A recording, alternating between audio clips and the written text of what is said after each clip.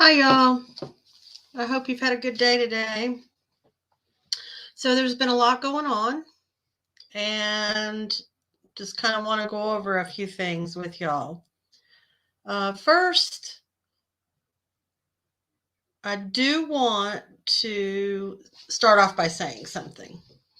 All right, Rogersville, Kingsport, all of that has really gotten a lot of negative publicity lately, especially the last 10 months. I live in the Appalachian Mountains of North Carolina, and I fully understand the Southern ways. Overall, they are very good people, caring, proud, hardworking, and I understand how they feel about outsiders moving into the area and purchasing up the land. It's kind of looked down on, even here where I'm at. I mean, we have lost camping areas, fishing spots that we've enjoyed all of our lives. So I get it. Even though there are drug problems, not only there, but here, and the criminal activity that's going on, not all the people in the area are bad. These areas are known as the Bible Belt, and there are a lot of good, hardworking people who live there, and I just don't want that to get lost with all the ugly that Summer Wells case has brought to the surface. I've spoken to many, many people in Tennessee who care about Summer just as much as we do, and very kind people. So I don't want that to go unnoticed, and I don't want them to feel like the whole world is looking at them saying, oh my gosh, that Tennessee. It's not like that. You can't lump everybody into the same category as Dawn and Candus. So I just wanted to acknowledge the good, decent people of Tennessee. So I think we need to keep that in our forethoughts when we're hearing all the negatives. It's not all negative, not all people are bad. So I do want to, I guess I'll start with Tim Mullen. So there's a lot of stuff being said. I've heard that he is William Goade's son, possibly. I've heard, and I've even said that one of his aliases is Jim Goade because it said that on one of the background checks. So I wanted to reach out and find out what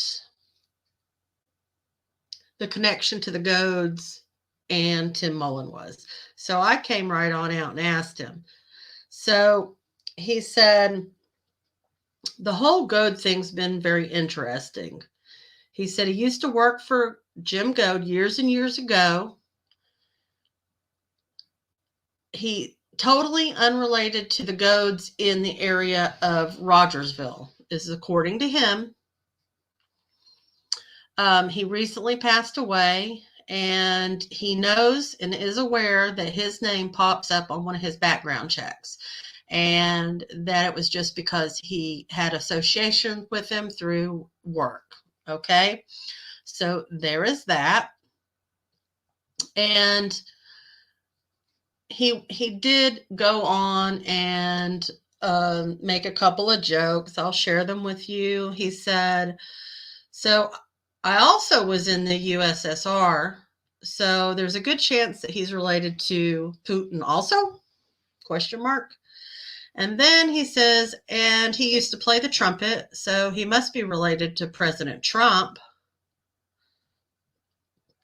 So he also said that he is not related to the Blyes or the Lawsons, and he's not associated with the SDA church, except for knowing some wonderful people who go there.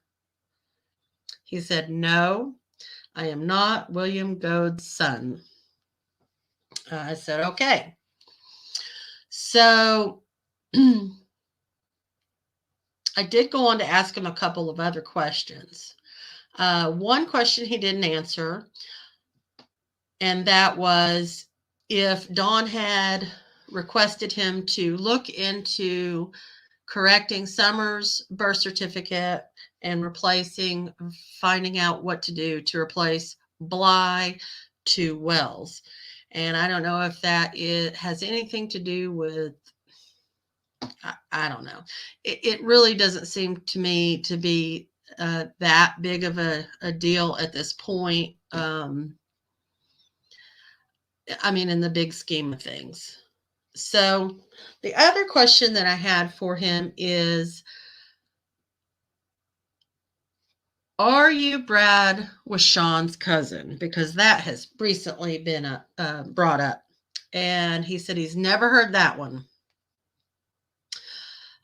He said, he went on to say that we, his family, are British and German and moved from Ohio. As far as he knows, that they have zero relations in that area. He said he was born there, but no relation. And he said, P.S. I've never met Brad in person. So take that for what it's worth. Passed on the information that I obtained, and just thought that I would give you the opportunity to mull it over as well. We all are entitled to our own opinions, and there's absolutely nothing wrong with that. Okay. So this woman apparently early on, after Summer went missing, decided she has a story. She didn't go into it. She said she was a missing child for 14 years. So this story about Summer disappearing hit very close to home with her, and it was laid on her heart to reach out to Dawn and Candus and try, after seeing the Chris Madonna video, decided that she wanted to help them try to fix up their home and get it in a presentable, livable, sanitary condition for the children. Okay. Now, she did say that she put together this sort of a donation. She was like the head of the donation part of it, I guess, and orchestrated people coming and helping Dawn and Candus. And the money that she took in, she said that absolutely Candus and Dawn never received cash from what she was doing, that it was simply to go for materials and other people who came to volunteer and help them get their house in order. Now, she said she was on the phone with them a lot. Lots of FaceTiming and all of that. She spoke about them, about the cleanliness and the drinking and the fighting. She did say that Dawn was especially violent towards Candus. But I just want to throw this out there that, in my opinion, that goes both ways. Now, a man is stronger than a woman, in my opinion. So, and I got to say that I am aware that every relationship that Candus has ever been in has been toxic and violent. And I hate to say she's come accustomed to it, but Dawn would drag her by the head of the hair across the floor and stomp her and call her names. I guess I should say trigger warning, y'all. Sorry. That Candus was always distraught by Dawn's behavior. She is bipolar, has PTSD, and I get it. I've been there. I've been dragged across the floor by the head of my hair. I have been in an incredibly abusive relationship before. Both Dawn and Candus's background exposes violence. And, honestly, Candus has more charges than Dawn in the area. I'm not sticking up for Dawn. No man should ever put his hands on a woman. Vice versa. A woman should not put her hands on a man either. They should be treated with respect. And it's completely unacceptable to do those things in front of children because that's what they grow up thinking is normal. Now, having said that, there comes a point in life, and she's going to be 40, where you have to take responsibility for your own actions. And this lady was like, well, she didn't really have an example, doesn't really know any better, and that, that may be what she was used to, the uncleanliness. And that's probably true. That's probably true. I mean, she traveled with the carnival. I feel sure that that's part of it. But if you say if they're in poverty, poverty doesn't mean dirty and nasty living conditions. It doesn't. I know plenty of poor people that you walk in their house and it's clean. So there comes a point where you have to be held accountable for your actions. So we can't just say, oh, it was all Dawn. Oh, it was Candus. No. These are two adults. Yes, maybe stuck in a child's mind, but they're two adults that were raising 4 children. And there is lingering effects of domestic violence. And I don't think that it ever really fully goes away. I mean, I remember for several years after I finally got out of that relationship that I just always thought he was going to come and kill me in the middle of the night. I go to sleep praying. So, I get it. But at the same time, Dawn is locked up and has been locked up for a couple of months now, and she knows Dawn's not going to get out and do anything to her. So she needs to, she knows that.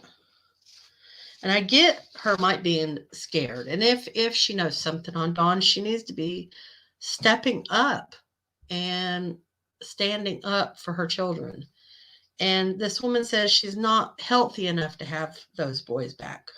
I agree. I think we all can agree. I get it. But if, like Ernie's trying to push, that she knows that Dawn's done something, then why is she protecting him? Is it because she's guilty too? Or is it because Dawn has something over her head?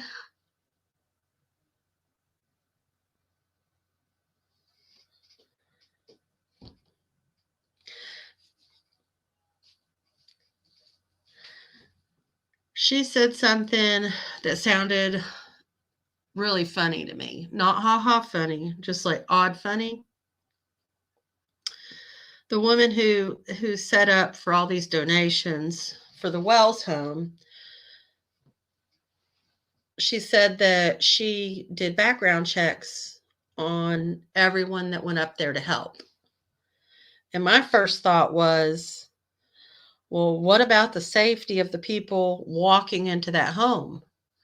Because these two people are active addicts. Candus was very cold to a lot of the females that went to work there. Maybe she was jealous, but I've spoke to one of them, and she said that Candus was actually very kind to her at first, and then all of a sudden, just like that, she flipped and she felt uncomfortable. These are people that have gone into their house, given up their time, taken away from their families to come help Dawn and Candus fix up their home. And she said she did all of that for the boys so that they had a safe, clean environment to live in. And Dawn and Candus treating these people as if they are paid workers. That would bother me if I took time out of my life to go help these people and they didn't appreciate it.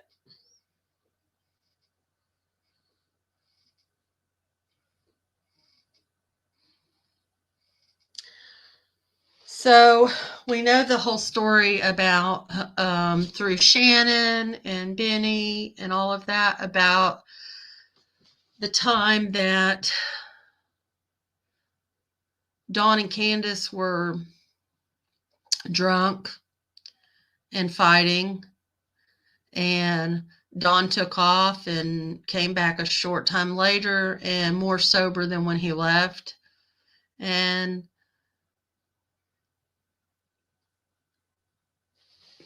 maybe meth, maybe crack, but Candus was like feeling around on him, wanting some. Shouldn't be too hard to believe when she was so high the other night that she was trying to feel her body parts.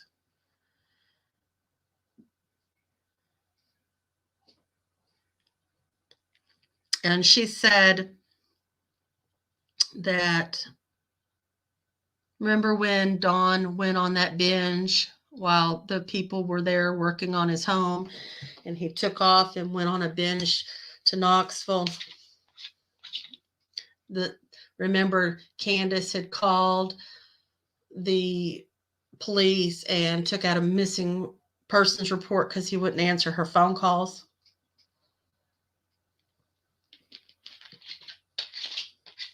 Remember, he was, right before that, he was bragging about the great cocaine that he can get.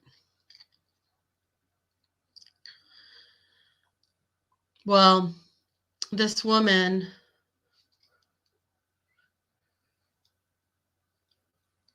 got a phone call from Don on his way back from that binge and confirms that the police were called and that the reason the boys were removed from Dawn and Candus's home is not because, like Dawn likes us to think, that their lives were in danger because people were threatening them. Although their lives might have been in danger, with two parents that are fighting and carrying on, anything could happen. But she said the boys were removed because Dawn could not control his urges when it comes to his crack problem. And that the boys were tested and it came back dirty. They had something in their system.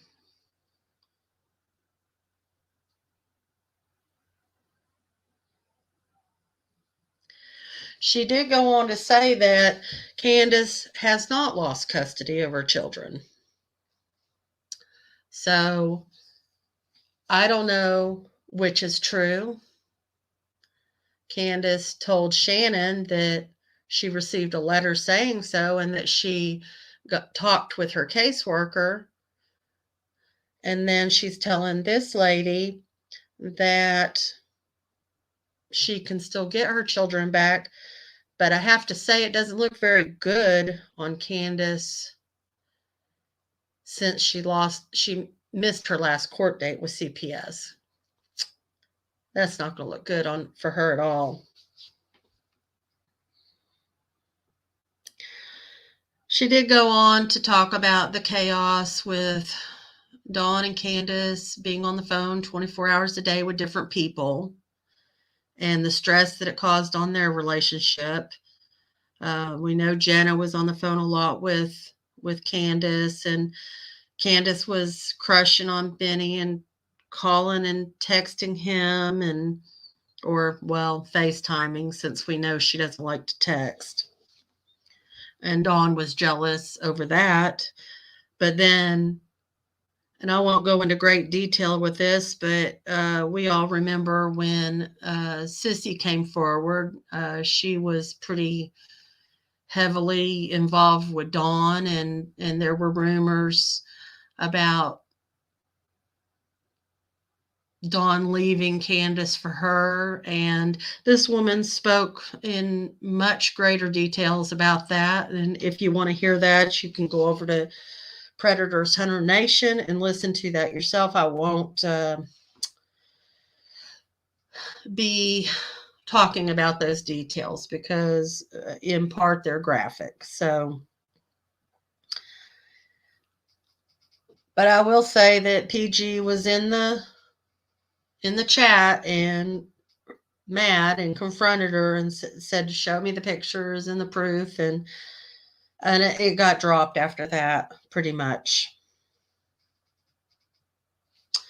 So I don't have an opinion about that.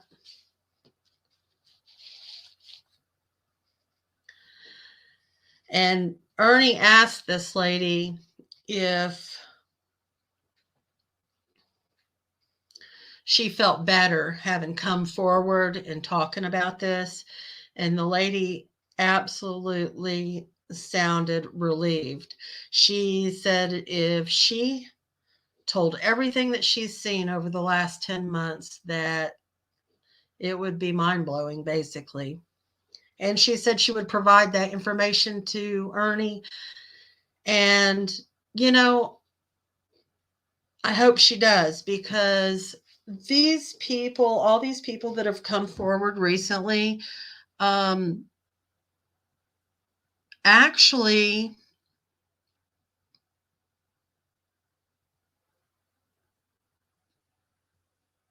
probably have a better idea than any of us, because this is right after Summer went missing. Right after.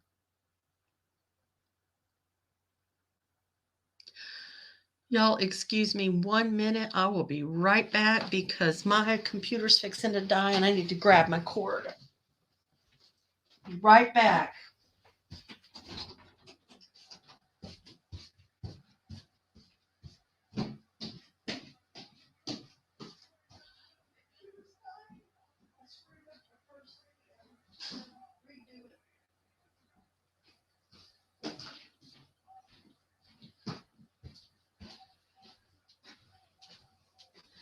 I'm back. I'm plugging it in. I apologize for that.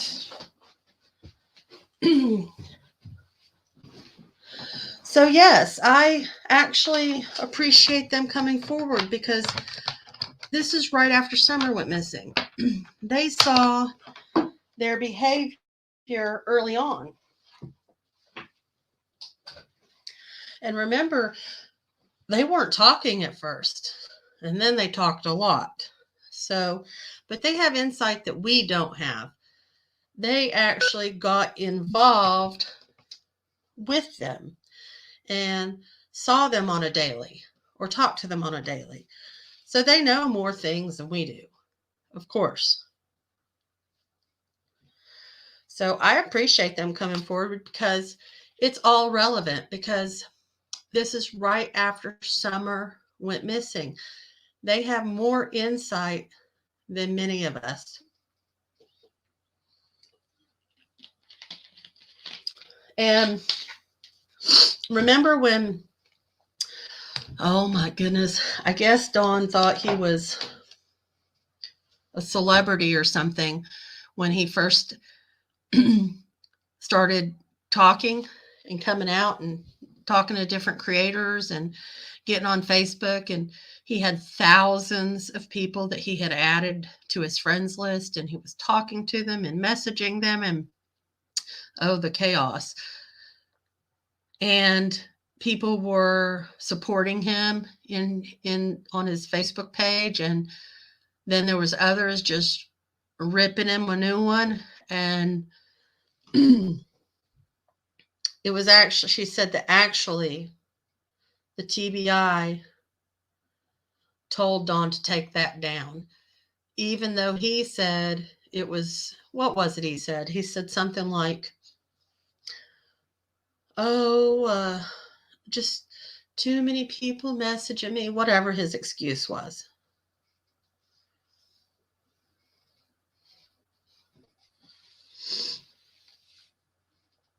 But she said Dawn drinks like a fish.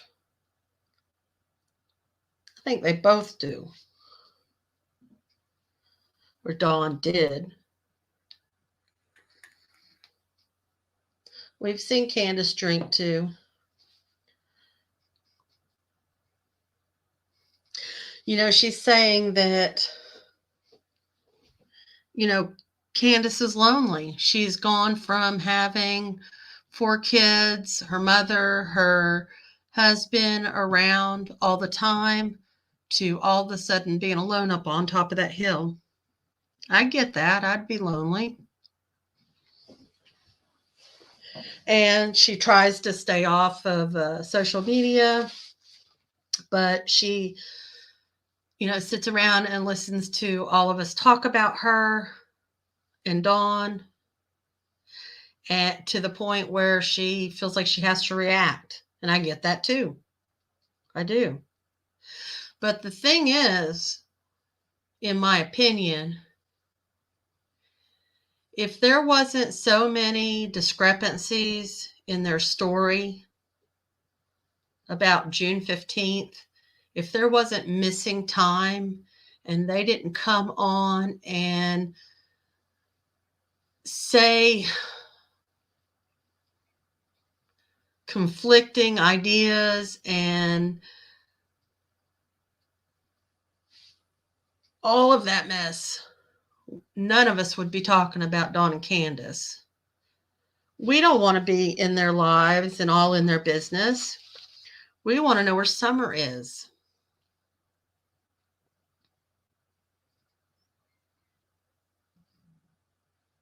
That's what we want to know. And the only way to find out where Summer is to find out about Summer's life and what she was living on a daily basis, and why her parents aren't telling everything. If my daughter was missing, I would tell you every second of that day, what did I do? I got up, I brushed my teeth, I made breakfast, I put my shoes, I took a shower, I put my clothes on, I went to the car, I buckled in summer, et cetera, et cetera, every step of the day. But there are 2.5 hours that are missing, and nobody can explain it. And the variations of the story change. And Grandis can't remember the sequences of that day because she didn't go to the horse pond with him, in my opinion. They surround themselves with RSOs, criminal behavior, and we don't want to talk about any of it. We simply want to know where Summer is. What happened to this baby? Why was she even in that situation, that position to got gone, in Dawn's words? Why is Dawn doing a reenactment of the day and sending a video to share Voices Behind the Wall? And Cher was able to give us a lot of good information early on. Really, the first interviews with Dawn. And of course, Candus fought because she was jealous of Cher. But why is he taking a video explaining his day through video, his reenactment, and going down Chimney Top Lane loop when it was never even brought up? And he slows down, and I've mentioned this before in that video. Well, one, he's in two different cars. How is that possible? He starts out in the Subaru and ends up in his truck. That doesn't make a whole lot of sense unless maybe Candus was following him and they stop at some point and they switch vehicles. I don't know. That's just weird. But there are several places, and I shared the link. I didn't share the video. I shared the link to Voices Behind the Wall. So if you want to look on not community page, but posts that I've made, you can find that link if you want to watch it. But you'll notice that he slows down and even stops sometimes. And he makes a point one time to turn around and look at this vacant house. And it just makes me wonder, why is he doing that? Why is he doing that? And why is he taking us down Chimney Top Loop when there was no mention of that early on? It's just bizarre. Grandis left. Still can't believe that was allowed.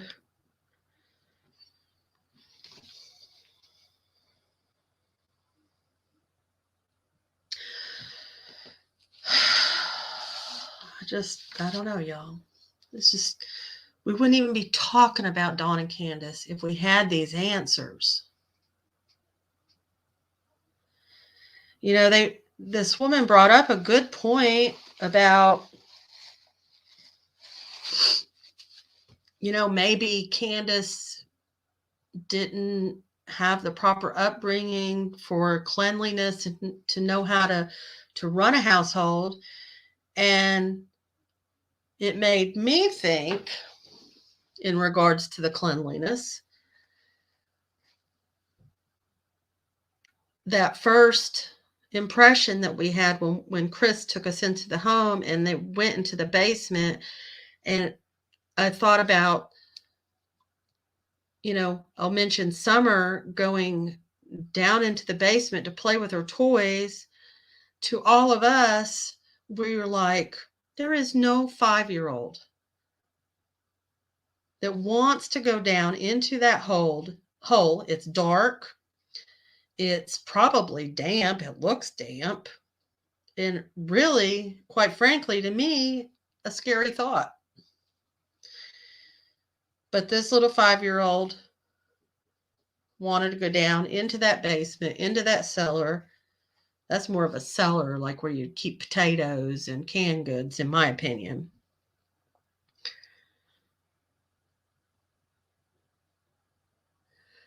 But I've also said that, sadly, that's the life that these kids were used to. That's their everyday life.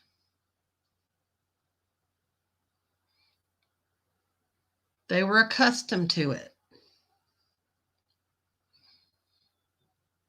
Maybe to summer it didn't feel like a really scary cellar to go play in.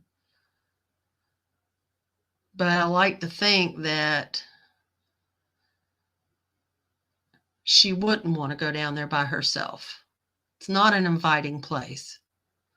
It's not homey. There's a big difference between a house and a home.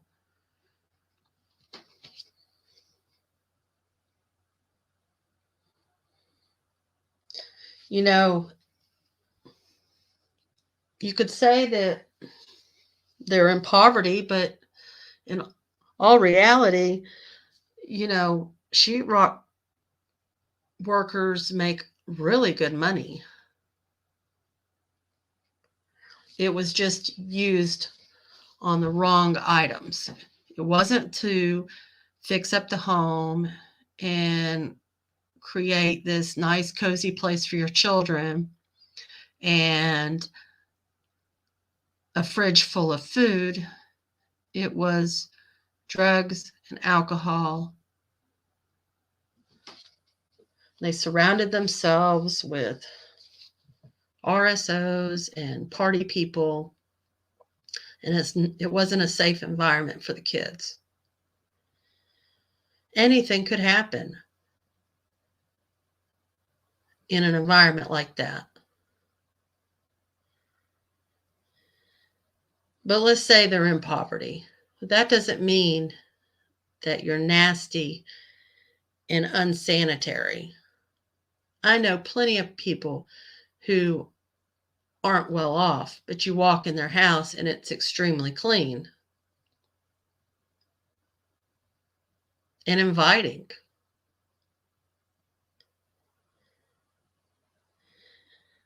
Ernie said that this was preventable, and I agree. It was preventable.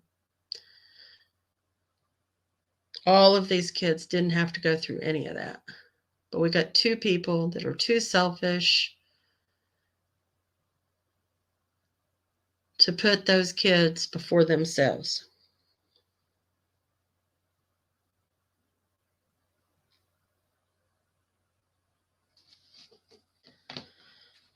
And I hope and I pray that Candus does something very selfless. We want to know where Summer is. That's what is important. Statistically, it doesn't look good, but there's always hope. Children do show up. And if there's a chance that Summer is out there somewhere and Candus knows something, be it Dawn, be it a neighbor, and she chooses to stay silent instead of helping this precious baby, that's heartbreaking, because any one of us would jump if we could do something to help her.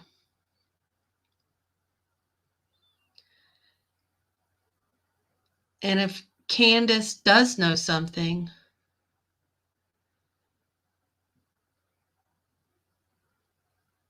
they're putting themselves before Summer and the boys.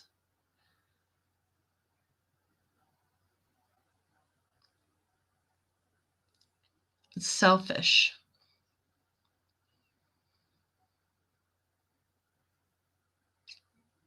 And if we have to reach Candus through her own selfish agenda, then think on this, Candus, if you hear this. Whoever speaks up first is going to be the one who gets the deal. If you can't do it for Summer, do it for yourself. We need to know where this baby is. This beautiful little baby that you gave birth to. We all care about her. We care about your boys. They're safe. But Summer's not safe right now. And if you have any knowledge, you can change that. You can bring her home. So I beg you, if you know anything, to please speak up. Do it for Summer. And if you can't do it for Summer, do it for yourself.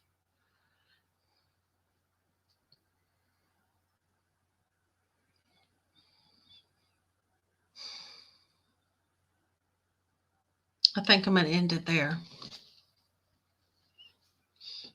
Appreciate y'all. Have a good night.